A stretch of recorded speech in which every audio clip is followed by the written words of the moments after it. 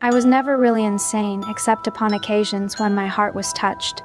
It is a quote by Edgar Allan Poe that I have never forgotten. While the specifics of his death have been shrouded in mystery for lifetimes now, it takes only a focused mind to realize it was love that drove him to take his own life. For a mind can no longer remain sane when it opens itself to the maddening desires of the flesh.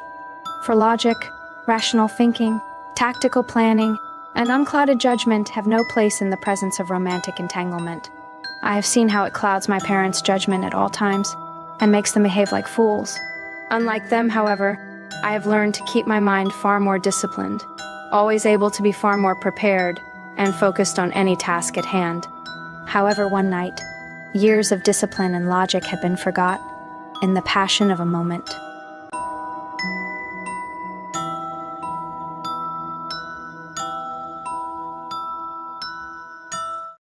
Wednesday Addams was walking down the hallway of her dormitory at Nevermore Academy, wearing a black bathrobe.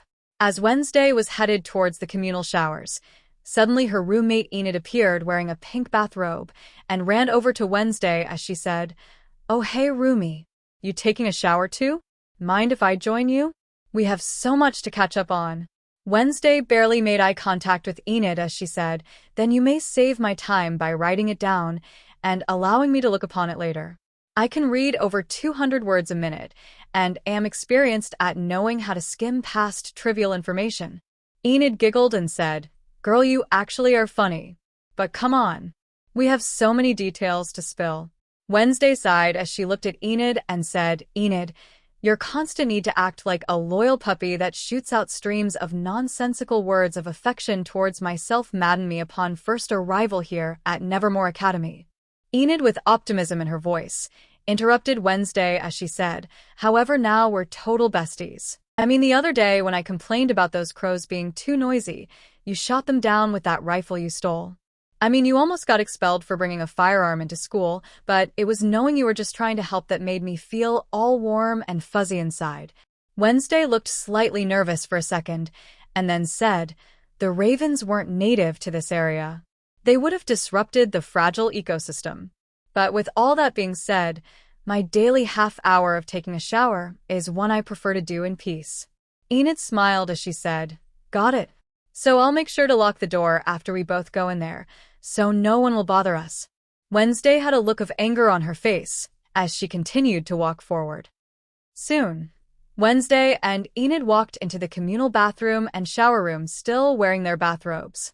As they approached the sink, the two girls got out their toothbrushes and bottles of toothpaste they had in their pockets while Enid said, "So me and him decided to just be friends, and well, now I'm single again.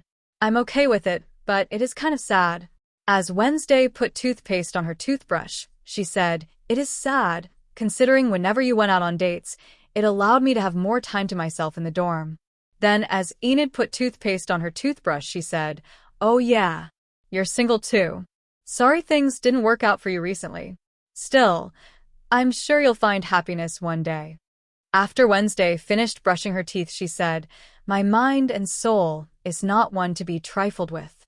For my heart is filled of a darkness infected by cruelty, because it was my crime to have no man on earth who cared for me or loved me." As Enid finished brushing her teeth, she said, "Oh, so you're not into guys then?" Message received. An annoyed-looking Wednesday then said, "No. I am what the eclectic youth of today would refer to as asexual."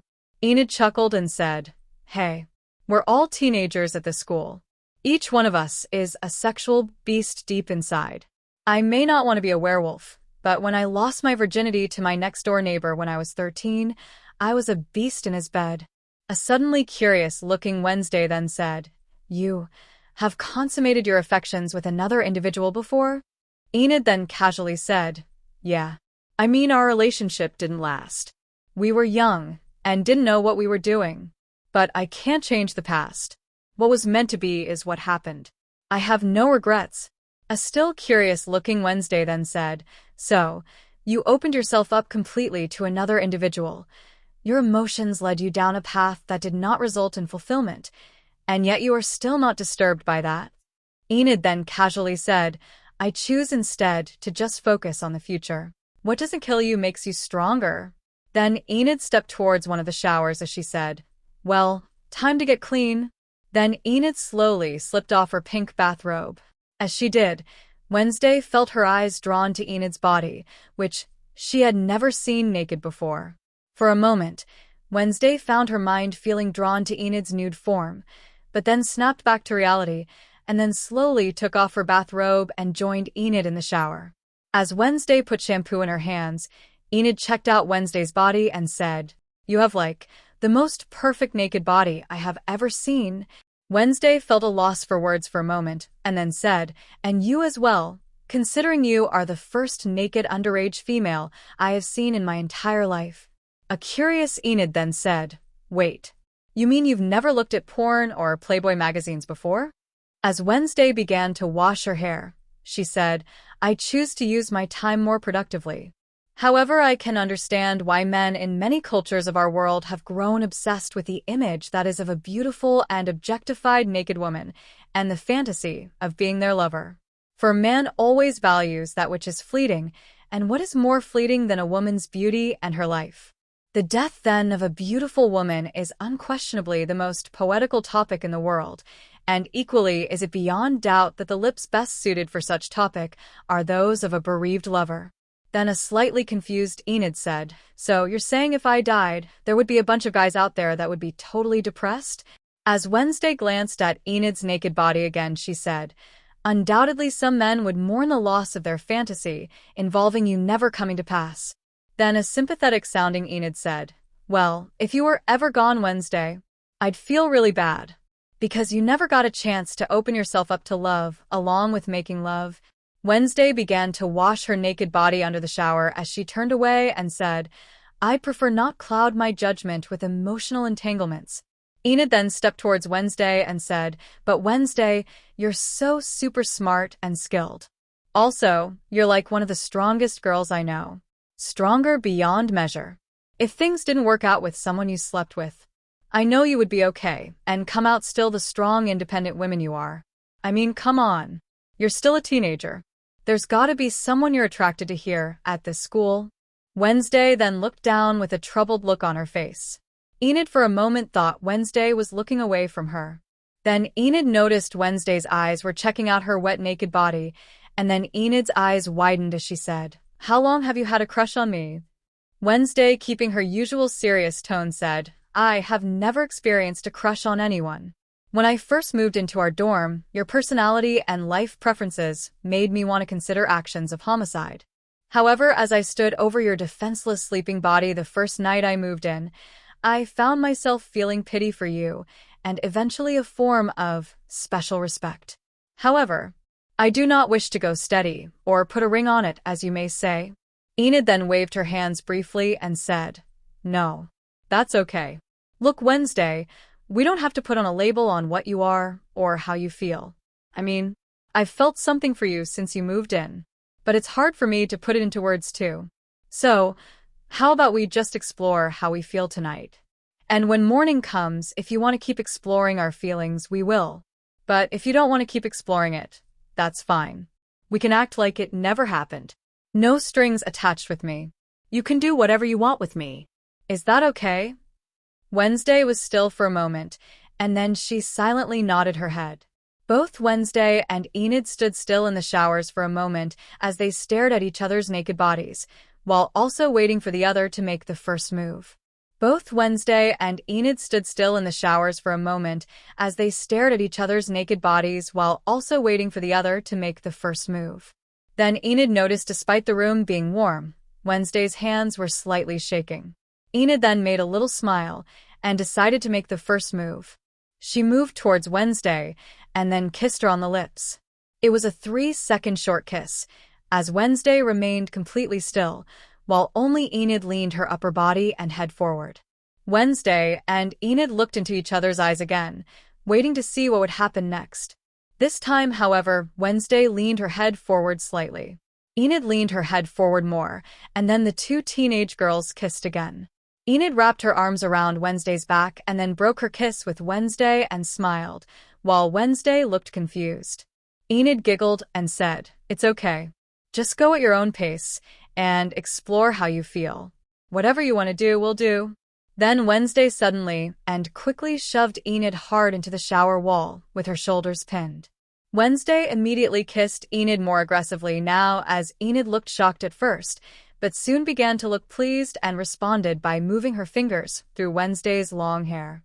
Wednesday, meanwhile, ran her hands down Enid's wet backside and soon found herself grabbing her roommate's firm butt. Wednesday squeezed them, causing Enid to moan. Suddenly, the two girls found themselves almost slipping on the wet shower floor. Enid caught Wednesday from falling down and then said, maybe we should switch this to another location? In less than a minute, Wednesday and Enid were on Enid's bed in their dorm room completely naked while kissing. However, soon the kissing moved from each other's lips to all over their bodies. Then, in a private moment only the two young women would ever remember, they made love. For hours, Enid and Wednesday pleasured the other in the most intimate way possible, causing the other to moan in pleasure and even call out the other's name. After hours passed, though, soon the love-making between the two young women ended. Exhausted, both Enid and Wednesday began to fall asleep. The last thing Wednesday saw before she drifted asleep was Enid smiling at her, and the last thing Enid saw before she drifted to sleep was Wednesday's face full of many mixed emotions. The next morning, Enid slowly woke up and saw a blanket was covering most of her naked body. Enid then turned her head and saw a fully dressed Wednesday was sitting in a chair nearby finishing her breakfast. Enid smiled and said, "Did you have a good time last night?" "I know I definitely did." As Wednesday began to prepare to clean the breakfast table, she said, "It was very pleasurable." Then a curious Enid said, "But how do you feel? I mean, emotionally and mentally?" "I mean, I feel so alive and happy right now. I mean, you literally made me hit my climax 6 times in one night, and I made you hit your climax 7 times. I mean, you were doing some crazy stuff I never knew you were capable of. I mean, that whole experience had to have affected you in some way or caused something to change in your mind." As Wednesday cleaned the table, she said, "Well, the experience did cause me to think about us in another life." A confused Enid then said, "You mean you think we could only be together in a different life?" Wednesday turned her head and said, "No. I mean in a past one. You see, I have visions of the past sometimes, and as I experienced my orgasm last night, I saw a vision of us in a past life. The two of us were lovers. In my vision, we were two women that looked just like us in the 1800s in a small English village. We had deep romantic feelings for one another, but upon our sexual activities being discovered by the terrible village elders, we were sentenced to a private execution. And that execution, as it happened, felt as real as I felt anything. Bullets after bullets penetrated my flesh, my muscles, my face, and my heart. In my vision, I felt the cold release of death take over me, and the feeling came to me just as I felt myself hit my final climax. It truly was the most wonderful sensation I've ever felt in my life." A confused Enid then said, "Wait, what was the most wonderful sensation? The sex or the shooting in your dream? You know what, it's all good. So, do you want to do that again sometime? Or we could dial things back and just take a walk in the woods together and talk some more?" Wednesday made a little smile and said, "A nice idea, but your chains do not extend as far as the woods. I shall see you later." Wednesday then left the room and closed the door behind her. A confused Enid then tried to get up, but felt something strange. Enid then took the blanket off her naked body and saw she was chained to the bed by her ankles. Enid looked very freaked out for a moment, but then calmed down, smiled, and said, "I think we're definitely going to do it again." The Passion of a Moment, Enid and Wednesday's Legacy. To read the full series, look for it on Wattpad, fanfiction.net, and Archive of Our Own.